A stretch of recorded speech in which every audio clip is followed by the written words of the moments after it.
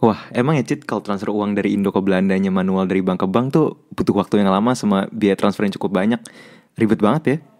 Lah, lo masih manual gitu emangnya, Bir? Iya, emang ada cara lain, Cit? Hari gini kan udah ada Transfast. Oh, Transfest. Gimana tuh emangnya, Cit? Iya, dengan lo pakai Transfast, buat kirim uang ke Belanda jadi cepat, aman, dan mudah. Uang udah bisa diterima sehari setelah hari transaksi pengiriman uang tersebut. Juga, biaya adminnya jauh lebih terjangkau. Cuma 74.000 buat setiap transaksinya loh. Oh, wah ini solusi masalah gue yang selama ini gue cari sih. Iya, langsung aja deh Bir. Dan buat teman-teman podcast PPI Belanda yang lagi dengerin, untuk download aplikasi Transfast di App Store atau Play Store. Transfast juga nggak ada hidden fee yang dikenakan setelah lo ngelakuin transaksi. Plusnya lagi nih, kalau lo pakai kode referral PPI Belanda 898473, itu lo bakal dapet gratis biaya transaksi pertama kali. Transfast, cara paling mudah dan nyaman untuk kirim uang ke mancanegara. Halo Sensei, apa kabar? Baik aja. Gimana kabar kamu, sehat? Oh, sehat. Gimana Aikido dalam masa pandemi ini? Aikido dalam masa pandemi ya, yang jelas kita tidak bisa latihan di dojo. Mulai dari per Maret 2020 sampai kemarin itu, bulan lalu kita nggak bisa latihan di dojo. Jadi latihan itu kita coba switch ke melalui Zoom, aplikasi Zoom ya. Ya, cuma tidak semua orang memandang Aikidonya yang ini bisa dilatih lewat Zoom. Karena ya para orang tua murid juga ada yang ngerasa, aduh, Aikido itu kan harus tatap muka, harus ketemu sama senseinya, harus ketemu ini. Jadi banyak hal yang susah dijelaskan di Zoom. Tapi ada juga beberapa murid-murid yang khususnya yang senior ya, yang dia sudah cukup tahu, itu tetap memilih latihan di Zoom daripada nggak latihan sama sekali. Jadi kayak sekarang di Zoom itu ya ada lebih dari 30-an yang masih ikut lah, yang masih aktif di Zoom ya. Tapi ya memang perlu diakui kadang menjelaskan teknik di Zoom itu tantangannya beda gitu. Tantangannya ada sendiri, terutama soal arah ya. Terutama soal arah, kita harus ke mana. Jadi akhirnya sensei pakai utara, barat, timur, selatan, tenggara, barat daya, barat laut, timur laut. Dan juga ya awal-awalnya murid-murid juga bingung gitu loh, karena mana utara, mana barat, mana selatan. Tapi keuntungannya mereka sekarang jadi lebih paham utara, barat, timur, selatan deh situ. Nah itu sih. Lalu supaya kita tahu nih, pas kita mulai kita sepakati utara kita mana. Jadi ketika saya kayak main Jo 13, misalnya kamu tahu sih Jo 13, yuk tusukan pertama ke utara. Nah jadi semuanya tahu utara. Nanti pas kita hitungan kelima kita muternya ke selatan. Nah jadi supaya semuanya tahu, oh berarti muternya ke belakang, ke selatan arahnya, kayak gitu. Itu kan lebih memudahkan bagi sensei sih, lebih memudahkan untuk supaya kasih tahu arahnya kemana dalam melakukan gerakannya. Lalu per Maret kemarin tuh sensei sudah mulai buka dojo, tapi ya nggak bisa paksain sih ya, orang-orang tuh masih ada yang takut karena vaksinasi di sini kan belum merata, baru ke lansia-lansia dan guru-guru sekolah yang garda depan lah. Jadi masih banyak orang yang takut gitu loh ngelepas anaknya, menjaga-jaga, takutnya kena. Ya karena sensei juga mungkin bukan satu dojo kan, kayak kamu tahu sensei kan ngajar lebih dari 7 dojo.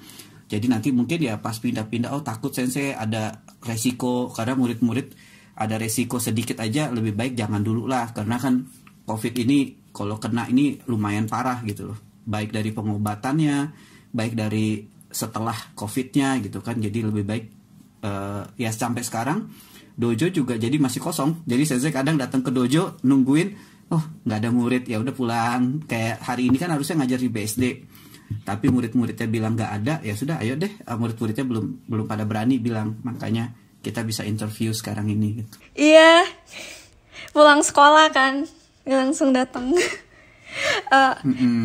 Yes, itu. Iya kamu sering ya tiap hari Kamis pulang dari sekolah. Iya, yes, itu. Iya deh sih. Ya udah deh, kita nggak usah basa-basi, kita langsung ke pertanyaan-pertanyaannya yang sudah saya bikin. Pertama, boleh nggak sih Sensei jelasin apa itu bela diri Aikido? Kan banyak tuh yang pendengar yang listeners yang masih penasaran, apa tuh bela diri Aikido? Itu apaan gitu? Oke. Aikido itu merupakan bela diri yang berasal dari negara Jepang ya, seperti kita tahu. Nah, Aikido sendiri itu artinya adalah jalan menuju keharmonisan. Ai itu harmonis, Ki itu inner strength, Do itu jalan, yaitu jalan bagaimana kita memperoleh jalan untuk menuju keharmonisan antara inner strength kita dengan reality kita, bagaimana keadaan kita di sekitar ini. Dan Aikido itu fokusnya dia belajar di ilmu bela diri tangan kosong, yaitu Taijutsu. Taijutsu itu meliputi kuncian, teknik lemparan, teknik bantingan. Baru habis itu ada teknik senjata. Teknik senjata itu meliputi teknik pedang, teknik tongkat, dan teknik shuriken. Nah, kalau shuriken ini sensei nggak ngerti bahasa Indonesianya apa ya namanya ya. Kalau shuriken itu sejenis senjata kecil seperti pena yang nanti dilemparkan. Ya kalau mungkin kalau orang yang suka nonton Naruto tahulah shuriken itu apa kayak gitu kan. Iya, aku langsung kepikiran yang di Naruto. Iya. Elsa kan pernah coba shuriken ya kan waktu itu sama Sensei Kenny kan? Iya. Yang lempar dari sini. Oh, itu keren banget sih. Oh, bagi yang para listeners penasaran kenapa saya panggil Pak Andika, Sensei Andika itu karena dulu Sensei guru saya dulu. Iya, ya Elsa ini salah satu yang paling rajin lah sebelum dia pindah ke Belanda meninggalkan kami. Nah terus Aikido itu diciptakan oleh Morihei Ueshiba.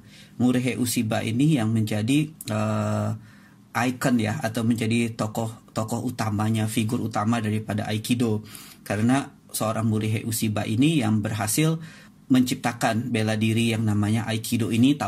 Aikido itu namanya baru dipublish sama Osensei itu tahun 1942. Sebelum Aikido namanya adalah Aikibudo. Nah, Aikibudo ini dulu Osensei ini ngajar di Tokyo, namanya di Kobukan. Nah, Kobukan itu di sana dia sempat ngajarnya cukup lama sampai akhirnya dia pindah ke Iwama. Baru di Iwama, setelah pindah ke Iwama 1942 terjadi perang dunia.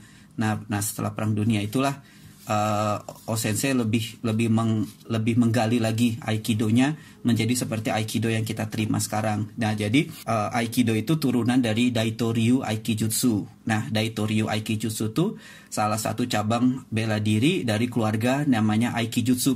Maksudnya bukan keluarga orang ya, dari keluarga bela diri Aikijutsu. Ada turunannya Daito Ryu.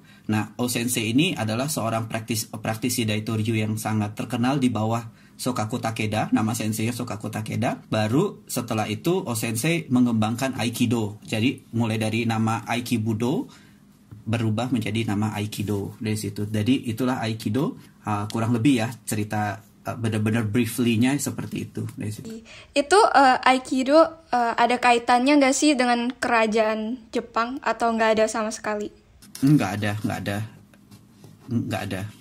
ada hubungannya. Cuma ya ketika Osensei memimpin Kobukan itu, dia banyak menerima tanda penghargaan dari pemerintahan Jepang karena dia juga aktif mengajar militer, aktif mengajar polisi pada saat itu, dan juga aktif mengajar anggota-anggota royal, maksudnya anggota-anggota kerajaan pada saat itu. Jadi makanya dia banyak sekali mendapat, salah satu yang tertinggi itu adalah Purple Ribbon. Jadi dia mendapat kayak namanya, dia warna ungu gitu, Purple Ribbon dari pemerintahan Jepang, dan itu adalah penghargaan tertinggi pada saat itu yang diberikan kepada orang-orang yang berjasa dari situ. Oh, baik. Jadi itu one myth debunk kalau Aikido nggak ada kaitannya dengan kerajaan Jepang. Oke, next question. Apa sejarah Sensei Andika pertama kenal Aikido? Apa yang membuat Sensei Andika tertarik sama menetap pada Aikido? Soalnya setahu aku kan Sensei sebelum di Aikido, Sensei kan udah pernah coba beberapa jenis bela diri kan. Jadi apa yang bikin Sensei menetap dengan bela diri ini? Jadi dulu tuh awal perjumpaan Sensei dengan Aikido itu justru karena gurunya Sensei, karena senseinya Sensei dulu namanya dulu Sensei suka Jujitsu. Nah, tapi bukan Brazilian Jiu-Jitsu ya. Jadi kita suka yang Japanese Jiu-Jitsu. Japanese Jiu-Jitsu tuh kurang lebih mirip kayak Aikido. Jadi makanya tadi kan dibilang Aikido itu turunannya dari Aikijutsu. Nah, Aikijutsu ini di atasnya lagi tuh Jiu-Jitsu. Nah, jadi Sensei dulu belajar Jiu-Jitsu. Nah, karena kebetulan dulu rumah Sensei di Serpong, belajar Jiu-Jitsunya di Salemba. Jadi cukup jauh tuh, tiap minggu tuh cukup jauh. Guru Jiu-Jitsunya Sensei dia bilang gitu, bro, kenapa kamu nggak coba ini aja Aikido? oh bela diri apa itu sensei? Saya tanya begitu. Sensei saya jelaskan, oh ya coba aja, kurang lebih sama lah kayak jujitsu, Japanese jujitsu, cuma bedanya kalau di aikido itu lebih posisi si nage, posisi si defender itu tidak harus jatuh bersama dengan attackernya. Itu bedanya. Kalau dulu di Japanese jujitsu kan ada, kita belajar harus ikut jatuh juga dengan attackernya kita. Di situ, oh keren juga tuh sensei bilang gitu. Akhirnya dia kenalin dengan salah seorang sensei pada saat itu yang ngajar di UPH, karena sensei kan kuliah di UPH kebetulan. Jadi dia buka dojo di UPH, dan akhirnya disitulah awal perjumpaan sensei dengan aikido, dan pas waktu mendalami, wah asik juga nih, keren juga gitu loh. Dan juga belajarnya itu karena bukan hanya tangan kosong, tetapi belajar juga ilmu senjata, karena itu yang unik gitu loh. Jadi biasanya kan kita belajar tangan kosong aja, tapi di aikido ada tangan kosong, ada senjata. Dan belakangan ini juga makin lebih menarik karena sensei ketemu dengan guru-guru yang paham mengenai tradisi, kayak Sensei Kenny, kayak Saito Sensei, Taka Sensei, itu semua kan dia. Jadi sensei bukan hanya belajar ilmu, tapi juga belajar budayanya. Jadi kurang lebih sih seperti itu. Lalu juga filosofi aikido ya, yang selalu menekankan keseimbangan atau harmonisasi untuk mencapai kedamaian. Karena kan goalnya O-sensei itu kan adalah menciptakan kedamaian. Jadi O-sensei ngajarin kedamaian between man and God, atau between man and man ya. Jadi sesama manusia, antara manusia dengan Tuhan dan sesama manusia. Jadi ya itu goalnya di dalam aikido sebenarnya, how to make peace dari situ. Nah lalu ngomongin filosofi, sorry ya potong sensei. Apa pentingnya filosofi dalam bela diri? Kenapa kita harus mempelajari filosofi? Filosofi itu yang menjadi dasar untuk membangun pengertian kita terhadap bela diri itu. Tujuan bela diri itu apa? Kalau kita nggak ngerti filosofi di belakangnya, maka kita sama aja seperti kita seperti orang buta gitu loh. Jadi kita jalan, tetapi kita nggak ngerti tujuannya, kita nggak ngerti arahnya. Pada satu titik poin tertentu, kita akan merasa tersesat aja gitu. Belajar ini apa sih gitu, untuk apa sih gunanya gitu kan. Nah, tapi kalau kita tahu filosofinya di balik pengajarannya itu seperti apa, kita akan merasa, oh ya ini cocok banget nih sama saya, dan ini akan memberikan motivasi kepada kita untuk terus melanjuti. Kalau enggak kan nanti kan kita akan menjadi merasa tersesat, merasa seolah-olah kita merasa tertipu, merasa ini, padahal ya karena kita sendiri nggak tahu filosofinya. Nah itu salah satu ininya sih, contoh itu. Lalu hal yang menarik juga dari aikido itu yang sensei suka, aikido itu selalu belajar untuk beradaptasi dan menyesuaikan diri kita dengan uke yang kita miliki. Nah ini yang menjadi menarik. Kalau di aikido itu, sensei juga pernah sharing ke Elsa kan, harus sering-sering ganti uke. Karena kenapa? Setiap uke itu punya karakteristik berbeda, punya tenaga yang berbeda. Kadang Elsa latihan dengan orang yang badannya besar, gagal. Tetapi dengan yang badannya agak kecil bisa. Tetapi dengan sudut yang tepat, dengan angle yang tepat, teknik tepat, orang yang besar kayak misalnya kayak Hans, kayak Albert, kayak Wibi, itu Elsa bisa jatuhin. Tetapi memang harus butuh presisi ya, angle-nya tepat, timingnya tepat, semuanya tepat, maka kita bisa belajar. Dan ini unik karena artinya kita tidak men-set standar bahwa kita cukup sampai di sini saja. Karena kenapa? Begitu ganti uke, standarnya naik. Begitu ganti uke, kadang standarnya diturunin, maksudnya standar kekuatan kita. Dan ini yang bikin menarik dan gak pernah bosen. Karena kadang satu teknik sama uke ini gak berhasil, waduh harus ganti angle, harus ganti sudutnya harus ditambahin, atau kita harus lebih jaga jarak, atau harus lebih pada, jadi atau lebih tambah putarannya. Jadi ya uniknya begitu. Itu yang bikin aikido menarik sampai sekarang sih. Jadi itu beda yang cukup signifikan dari aikido dibanding bela diri lain ya artinya. Sensei udah latihan aikido berapa lama? Dari tahun 2000. Oh udah, berarti sekarang dari tahun 2000 di UPH ya 20 tahun lah sampai sekarang. Tapi baru 21 lah ya. 21 tahun. Mulai mengajarnya itu kurang lebih tahun 2005. Tahun 2005 itu baru jadi tahun 2000 sensei belajar. 2005 itu baru mulai dia belajar lah jadi asisten. Jadi asisten yang benar-benar pegang dojo tuh 2006. 2006 tuh pegang dojo pertama kali di Gading Serpong, waktu itu dojo pertama. Jadi 21 years udah berlatih dalam bela diri. Dan masih still learning until now. Widih, itu Belum keren sih, menguasai. bisa dijadiin headline. Soalnya kan kita ntar ada trailer kan, Sensei. Trailer podcast. Iya. Ya udah deh, lanjut ke pertanyaannya lain. Bagaimana tanggapan Sensei mengenai kontroversi dari statement-statement orang-orang yang bilang Aikido itu bela diri palsu? Itu kan banyak tuh yang di sosmed yang suka bilang, Aikido itu fake martial art or something. What do you have to say for that, against that? Yang pertama sih, ya Sensei banyak dengar itu ya. Cuma yang pertama yang perlu kita sadari bahwa kita tidak bisa memberhentikan mulut orang mau ngomong apa. Orang mau ngomong apa ya terserah. Itu tidak menjadi standar kita. Dan juga pemikiran orang lain terhadap Aikido itu tidak menjadi standar buat Sensei mengenai apa itu Aikido itu sendiri. Karena seseorang harus menjalaninya dulu, baru dia bisa membuat suatu kesimpulan seperti apa.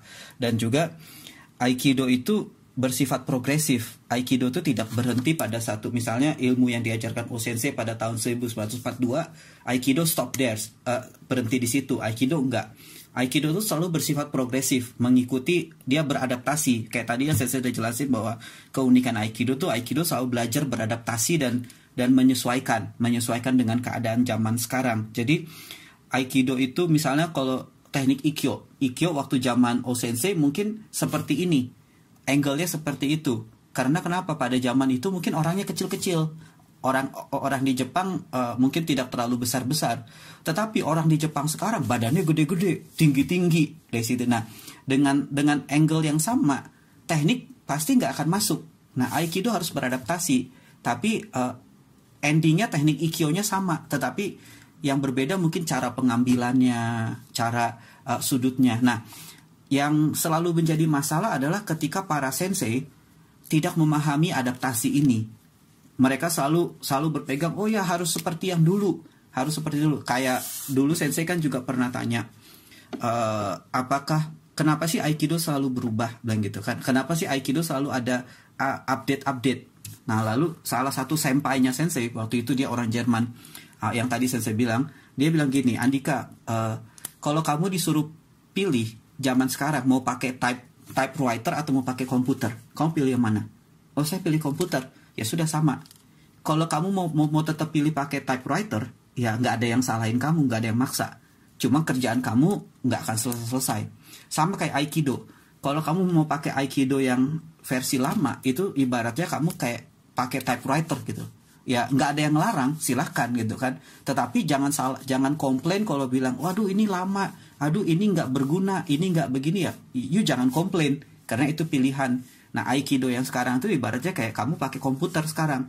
Nah pakai komputer karena Aikido soal adaptasi. Dan itulah yang dilakukan keluarga Saito Sensei sampai sekarang sebagai penerus Aikido.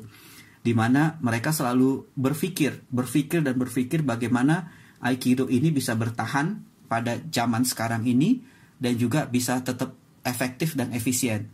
Nah makanya kalau orang bilang fake Aikido, ya sekarang pertanyaannya, apakah orang-orang tersebut sudah pernah hidup di dalam Aikido Iwama? Apakah mereka tahu Iwama Aikido seperti apa?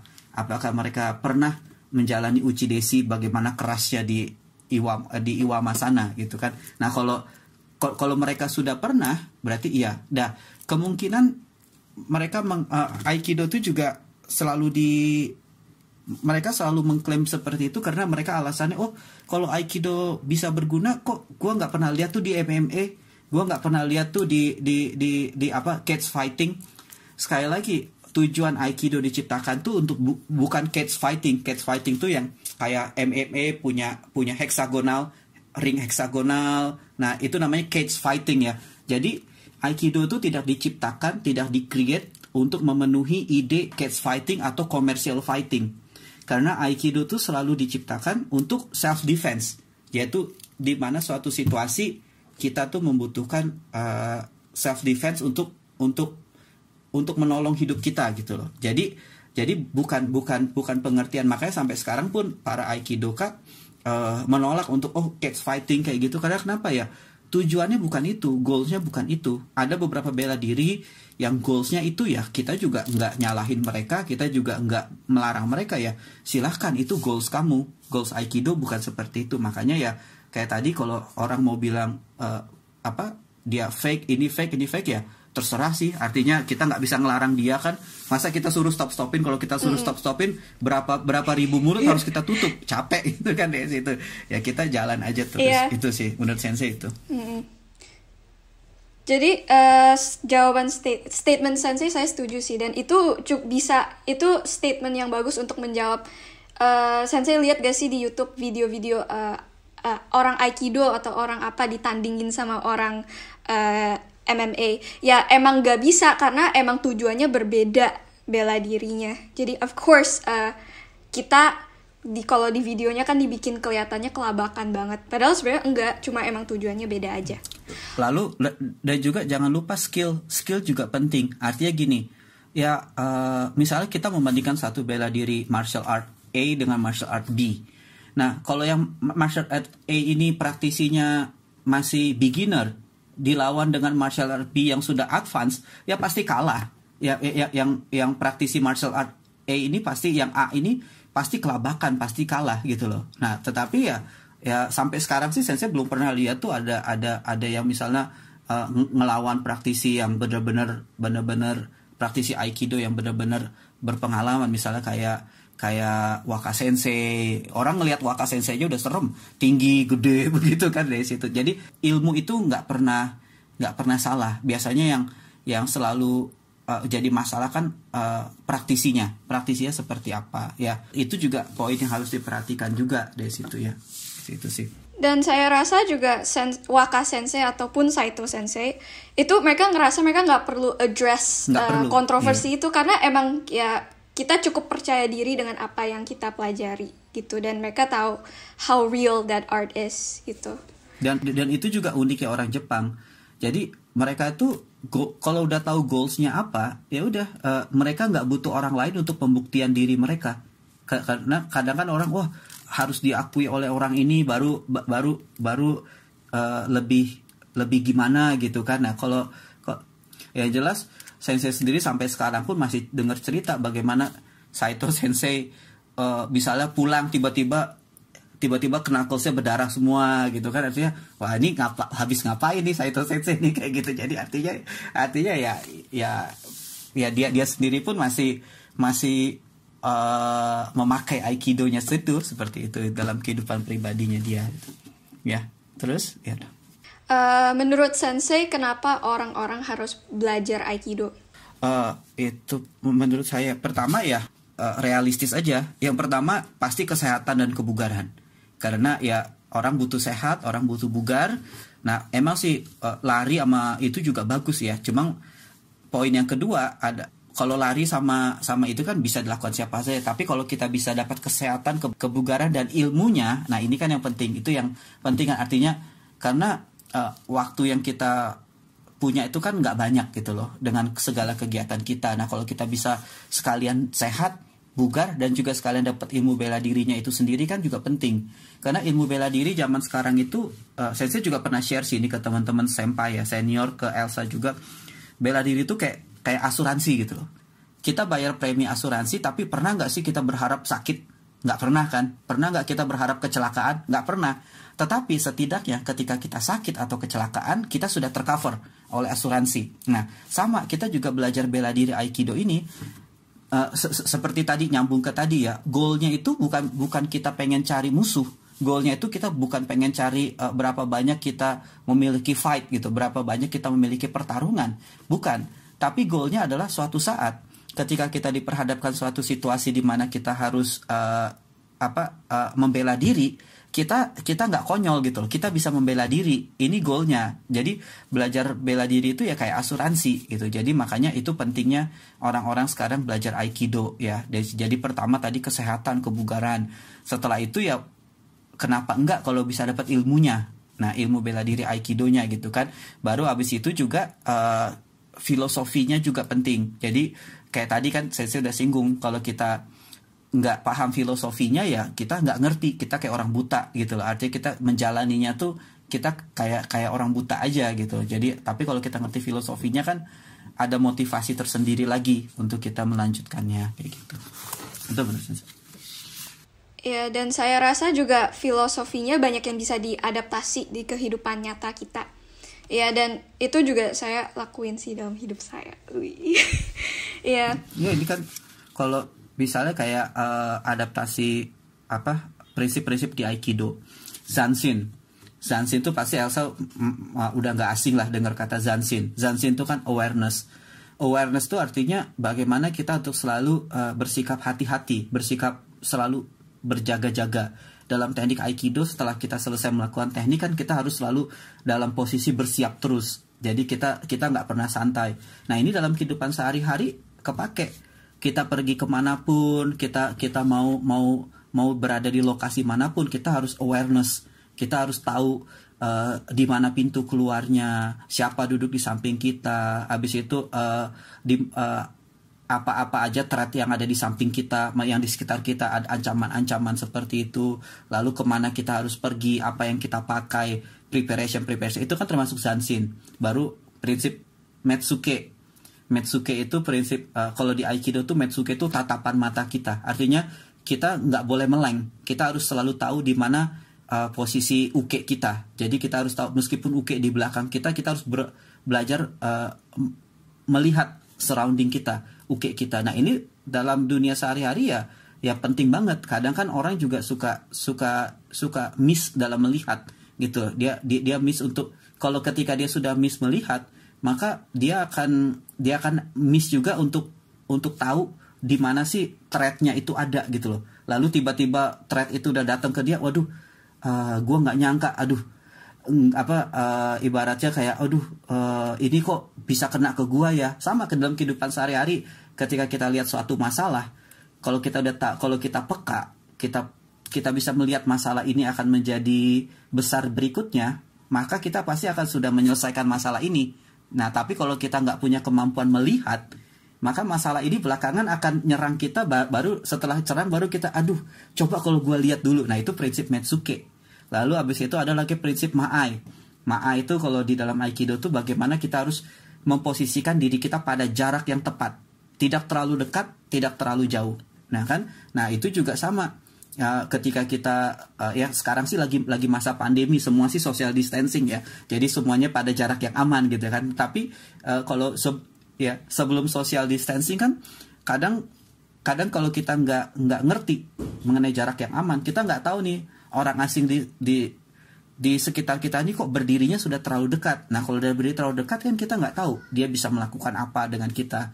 Tapi yang sensei alamin itu, jadi setelah belajar Aikido tuh nggak pernah berdiri terlalu dekat dengan orang lain, karena ini bahaya. Kita nggak tahu dia punya niat apa ya. Kita nggak tahu dia apakah dia punya niat buruk, dia mau memukul kita, ataukah dia mau berbuat sesuatu yang tidak baik ke kita. Prinsip Musubi itu connecting. Nah itu juga kemampuan. Kalau di Aikido tuh kan misalnya kita sudah menerima serangan, habis ini kita mau ngapain, habis ini kita mau ngapain, itu namanya Musubi. Nah Musubi itu sama dalam dunia sehari-hari ya. Kadang kan kehidupan kita nggak habis bangun tidur mandi terus tidur lagi, nggak dong. Habis bangun tidur, what next. Nah jadi ya itu prinsip Musubi dari situ. Dan juga prinsip yang terakhir yang sensei rasa tuh adalah harmonizing. Jadi bagaimana kita mencari, harmonize itu kan berbicara balancing. Bagaimana kita balance antara spiritual kita dengan kehidupan reality kita, balance pekerjaan kita dengan dengan sukacita kita. Kita juga harus balance mengenai hubungan kita dengan teman-teman, hubungan dengan orang tua. Nah itu kan kepake di dunia sehari-hari kayak gitu. Nah itu kurang lebih ya prinsip-prinsip di Aikido yang bisa kita terapin sih dalam kehidupan sehari-hari. Ya sih, emang saya terapin juga sih di kehidupan sehari-hari. Apalagi kan sekarang kuliah kan hidup sendiri kan, gak ada orang tua buat jagain, jadi kan semuanya harus ngurus sendiri. Dan emang gue sebagai practitioner Aikido harus bisa bilang kayak emang itu kenyataannya. Anyway, ngomongin soal kehidupan sehari-hari, Pernah nggak sih Sensei harus pakai teknik bela diri Aikido dalam situasi di kehidupan sehari-hari? Sebenarnya untuk menjawab ini sih malu karena udah umur ya. Kan pendengarnya kan semua anak muda Sensei, harus gitu ya. Adaptasi. Iya. Jadi setidaknya yang Sensei ingat, Sensei pernah tiga kali semenjak ikut Aikido, Sensei pernah 3 kali memakai Aikido ini di jalan, teknik Aikido ini di jalan ya. Tetapi cerita detailnya sih mungkin saya nggak ceritain ya, malu ceritainnya sebenarnya. Cuma ini teknik benar-benar Sensei buktiin udah 3 kali kurang lebih ya Sensei harus menggunakan teknik Aikido ini. Bukan harus sih, karena memang itu yang kita pelajari ya itu yang keluar gitu loh. Jadi waktu kejadian itu ya apa yang kita pelajari itu yang keluar kan dari situ ya. Kurang lebih sih 3 kali yang seingat Sensei ya, yang cukup rame gitu kan. ada yang sampai satu warga datang lagi di situ. Malu deh nggak ceritanya deh itu di situ. Cuma ya udah pernah. Gila. Kayak di komik bela diri. Iya, dipisahinnya waduh rame banget gitu. Ada yang sampai istri Sensei nangis juga. ada banyak kejadiannya di situ. Pertanyaan yang paling tepatnya yang saya tahu banyak yang penasaran itu, teknik apa yang paling berbahaya dalam Aikido? Kalau menurut Sensei teknik yang paling berbahaya itu teknik Kubinage. Kubinage itu Elsa juga pernah belajar kok waktu itu, yang pokoknya kita ngambil kepalanya musuh dan lehernya tuh kita putar.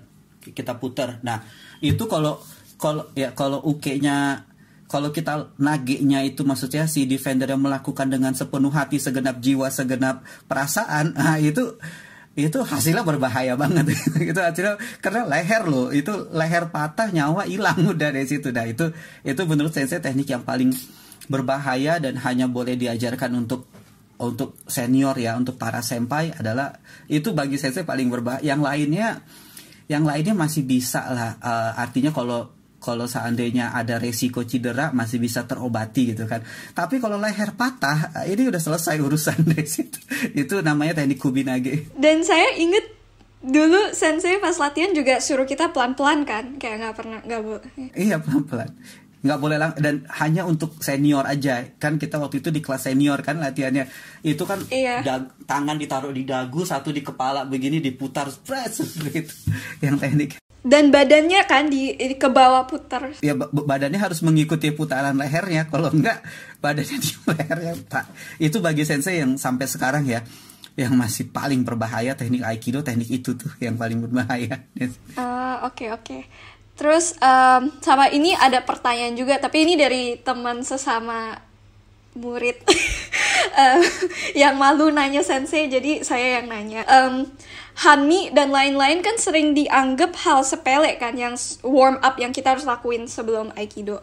Kita practice jurus teknik yang lain. Kenapa penting sekali buat Aikidoka terus melatih hal-hal seperti ini? Kenapa basic ini penting banget?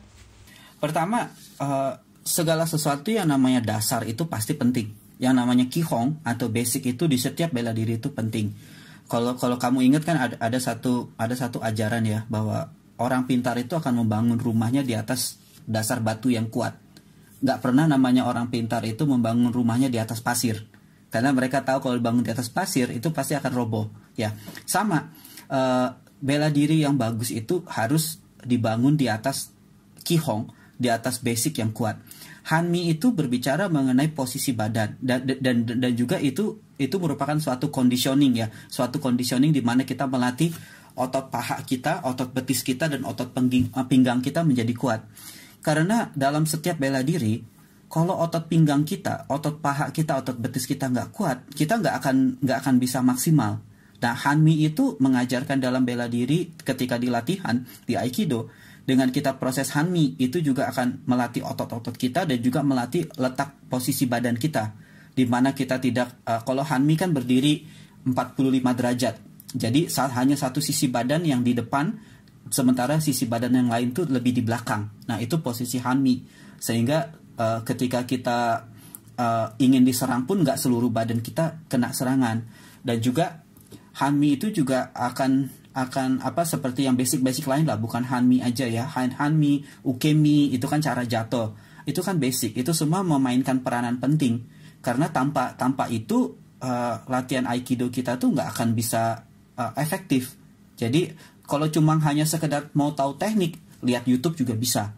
Artinya pengen tahu aja, kita pengen sekedar hafal koreografinya dari situ kan, yaitu di YouTube. Tapi ketika kita jalani bener-bener, Hanmi yang jelek itu nggak akan bisa diaplikasikan ke dalam teknik yang baik gitu loh. Jadi kamu harus Hanmi. Dengan Hanmi kan semua otot-otot kamu tuh bekerja. Dengan bekerja itu akan mendukung, mensupport. Jadi bayangin, Kihong itu kayak fondasinya kamu. Fondasinya. Nah, kalau dulu Saito Sensei ngajarin Sensei gini, bangun fondasi itu bangun satu bata per satu bata ke samping. Baru setelah ke sampingnya cukup, bangun lagi di atasnya, ke samping lagi. Setelah cukup, bangun lagi di atasnya ke samping. Jangan hanya cuma satu bata, lalu timpa satu bata, timpa satu bata, timpa satu bata. Tetapi ke sampingnya ini penting. Ke sampingnya ini berbicara mengenai waktu. Artinya misalnya Hanmi, waktunya berapa. Setelah Hanmi sudah Ukemi. Setelah Ukemi sudah, kita belajar yang lainnya lagi, yang basic-basicnya. Bagaimana cara basicnya. Jadi, sehingga nanti pas sudah basicnya kuat, kita akan melihat tuh kokoh. Dasarnya kita kokoh. Baru di atas dasarnya itu kita mau bikin tekniknya secepat apapun, badan kita nggak akan goyah gitu loh. Nah ini yang banyak orang juga karena pengen buru-buru bisa dilupakan hal-hal seperti ini. Itu penting kok, Hanmi itu penting. Dari situ Hanmi, Ukemi dalam setiap bela diri. Jangankan Aikido ya, dulu Sensei ikut karate. Untuk belajar kuda-kuda aja bisa sampai 2 bulan. Hanya kuda-kuda aja. Ya, Zenkuchu Dachi, Shikodachi itu bisa 2 bulan gitu loh. Nah ini di kelasnya Sensei nggak suruh tuh di pojokan murid baru. Udah kalian sana belajar Hanmi doang 2 bulan. Kan Sensei nggak pernah nyuruh begitu. Tapi sambil latihan, sambil belajar gitu loh. Jadi sambil mereka mengerjakan, learning by doing kayak gitu. Itu sih menurut Sensei. Yes. Tapi sayangnya banyak yang juga nggak tahan kan, karena harus belajar basicnya dulu dan itu cukup lama. Kayak saya inget banyak yang berhentinya cepat. Iya betul ya, kayak kalau kayak sekolah lah, apakah bisa kita bilang, aduh saya nggak tahan nih, harus TK dulu, baru SD, baru SMP, SMA, saya mau langsung kuliah aja itu kan orang bilang lu sinting bang, kayak gitu kan. Nggak bisa, karena bagaimana kamu bisa masuk university gitu, tapi pengetahuan akademis dasar kamu nggak punya gitu loh. Nah itu memang konsekuensi yang harus diterima dan yang harus dijalani.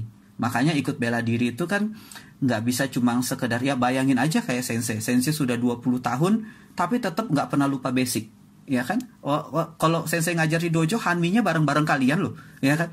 Hanmi, Ashi Sabaki, Tai Sabaki bareng-bareng kalian terus kan. Kadang-kadang meskipun Sensei suruh Elsa pimpin di depan, Sensei ikutan juga di belakang Hanmi itu ya. Saya nggak kelihatan, jadi saya nggak tahu. Iya, makanya 20 tahun aja masih tetap ikutan gitu loh, belajar basicnya itu, karena itu penting sih dari situ.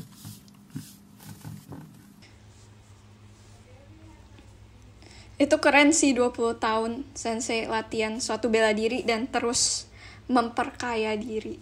Itu keren banget. Ngomongin soal 20 tahun dan udah lama banget nih dengan Aikido. Kenapa Aikido masih keep up dengan tradisi dan masih menggunakan sistem hierarki? Sama Sensei boleh gak sih jelasin sistem level Aikido? Oke, kalau Aikido itu pertama, kita belajar Aikido tuh tentunya bersentuhan dengan budaya Jepang. Itu nggak bisa dipisahkan ya. Kalau ada orang belajar Aikido tapi dia nggak mau mempelajari budaya Jepangnya, itu ya sangat disayangkan sekali. Esensinya jadi hilang. Ya, belajar bela diri Aikido itu kita juga belajar mengenai budaya Jepang, bagaimana sikap saling menghormatinya, bagaimana kedisiplinannya. Karena kita tahu sendirilah negara Jepang, kalau soal disiplin kita nggak usah terlalu banyak bahas lah. Kita paling tahu mereka tuh disiplin sekali dan mereka berdedikasi sekali ketika melakukan sesuatu gitu kan. Nah itu kita jangan lupa bahwa belajar Aikido itu ya kita harus mau mempelajari budayanya itu sendiri ya.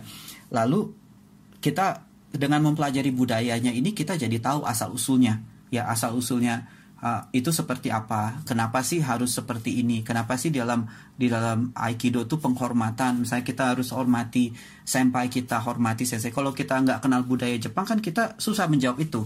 Artinya misalnya kayak Elsa yang masih muda, tetapi ada misalnya salah satu anggota yang baru masuk udah tua.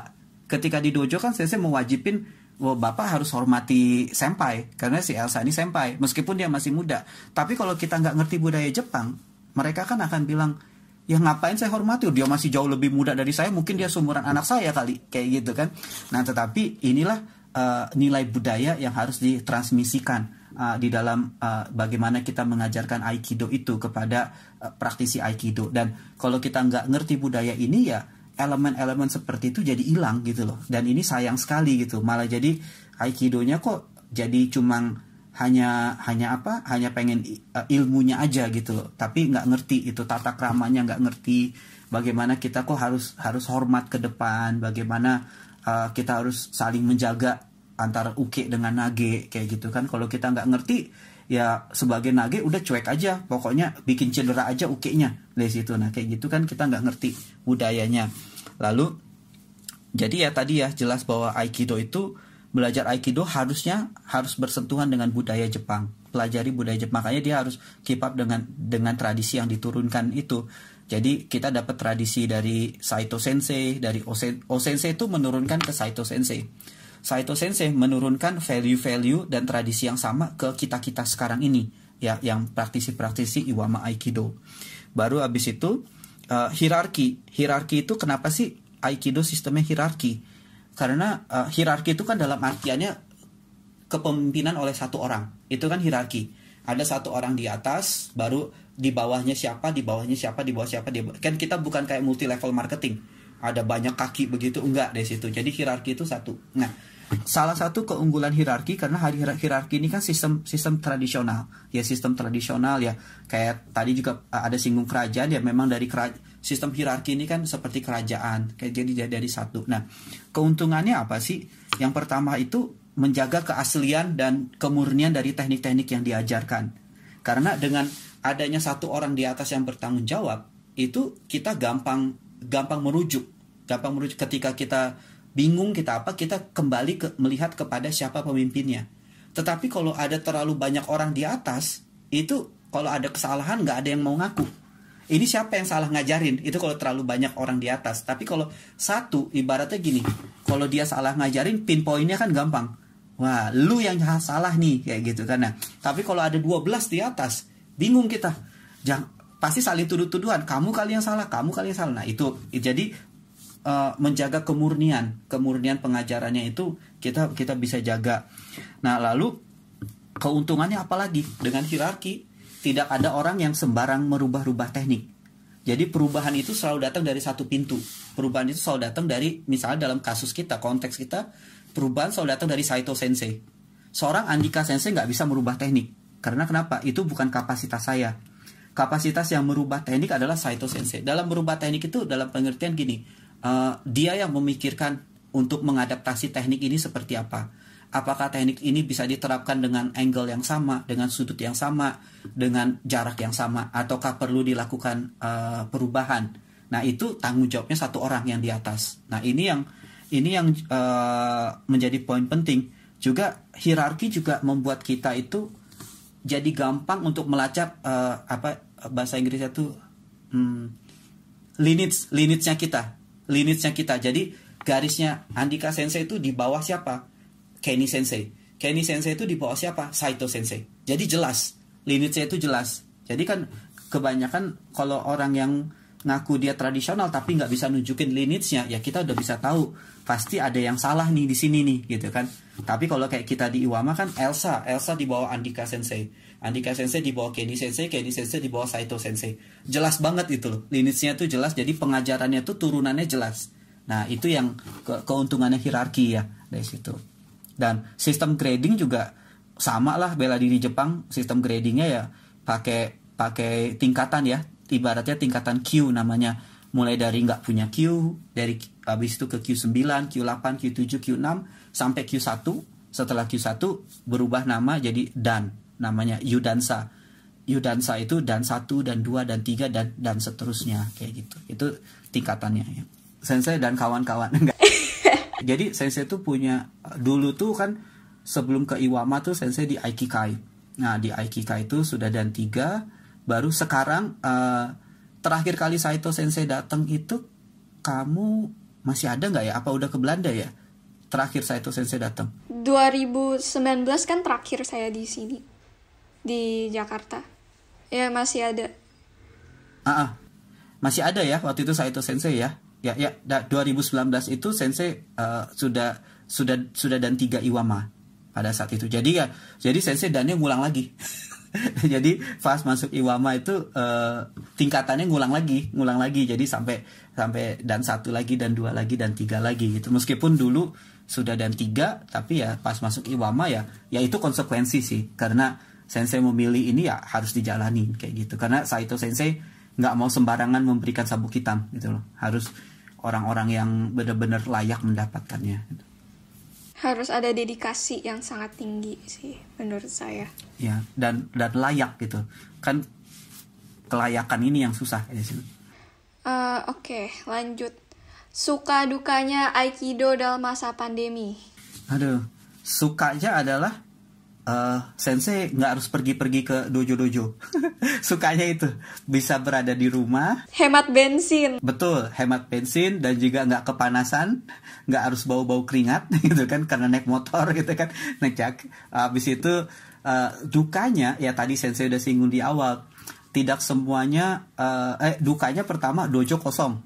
Dojo tuh yang latihan di dojo sekarang itu tikus mungkin. Cicak. Spider, laba-laba itu yang latihan di dojo, nggak ada manusianya gitu dan juga jadinya latihannya Zoom. Nah di Zoom ini ya itu dukanya adalah kadang susah untuk menjelaskan apa yang dalam pikiran kita ini, menjelaskan secara verbal itu susah meskipun kita kasih tunjuk secara visual juga ya, karena kan di Zoom kan mereka bisa lihat Sensei kan, tetapi kadang-kadang kan Sensei pakai wide camera kan. Nah wide camera itu seperti kamu tahu lah di ujung-ujungnya itu kan bengkok namanya wide camera. Nah kadang-kadang ketika Sensei di ujung hanmi itu kelihatannya mungkin kurang hanmi karena memang ya mau nggak mau begitu gitu loh. Kalau nggak pakai wide camera kecil banget kelihatannya deh gitu kan. Sensei harus pakai. Nah itu dan juga dukanya juga ya nggak begitu banyak orang yang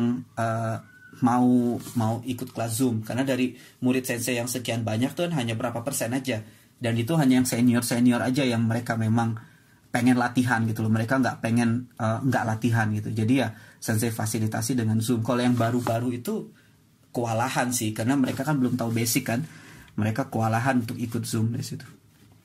Susah betul. Kalau yang senpai itu kan karena udah pernah, mereka udah tahu itu. Dan juga untuk di kelas Zoom ini juga Sensei hanya bisa mengajarkan teknik senjata. Karena teknik taijutsu itu, teknik tangan kosong kan Aikido kan butuh partner. Jadi kalau di Zoom-nya coba sendiri siapa partnernya? Mungkin teman hayalan gitu kan, nggak mungkin. Teman hayalan masa kecil dipanggil lagi gitu, nggak mungkin. Ya itulah suka dukanya. Casper dah. Mantan.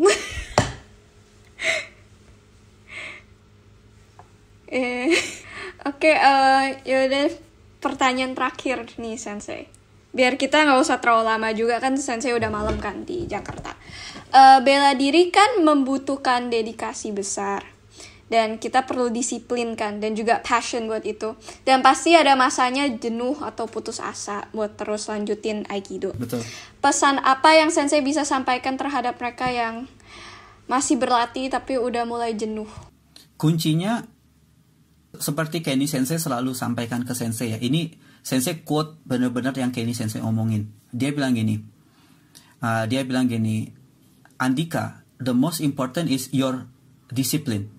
Jadi itu tuh benar-benar Sensei pegang. Jadi ketika kita menjalani bela diri, kita tuh butuh benar-benar disiplin. Kadang-kadang disiplin tuh bukan berarti berarti tepat waktu, berarti tepat ini, bukan. Kita mendisiplinkan diri kita untuk tetap berlatih. Nah, itu yang menjadi challenge, yang menjadi tantangan. Kalau kita sudah bisa mendisiplinkan diri kita untuk ayo latihan, sudah waktunya jam latihan ya, pergilah ke dojo atau nyalain Zoom-nya, latihan dari situ. Karena kalau enggak ya enggak akan bisa gitu. Dan setiap proses itu pasti jenuh ya.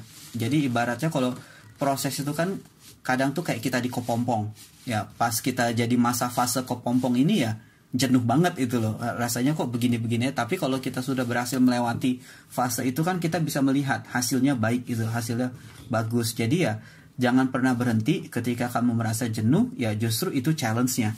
Ya, itu challenge-nya bahwa kedisiplinan kita tuh diuji, bahwa kamu sungguh-sungguh nggak sih menjalani ini, atau hanya kamu wasting time aja. Nah, kalau kita tidak sungguh-sungguh kan sayang banget. Waktu yang sudah kita berikan untuk belajar Aikido itu nggak bisa kita ganti, karena waktu itu kan satu-satunya hal yang nggak bisa kita ganti. Itu pasti rugi gitu, kita pasti rugi. Itu aja sih menurut Sensei. Pesannya ya ingat disiplin kita aja, disiplinkan diri sendiri aja sih. Itu aja sih. Okay, that's a wrap for today's topic about debunking myths and facts about Aikido. Makasih ya Sensei udah menjadi tamu untuk episode kali ini. Kalau ada kata-kata yang kurang berkenan, kami minta maaf. Don't forget to stream our future episodes. I'm Elsa, I'm your host, and I'll be signing off. Bye!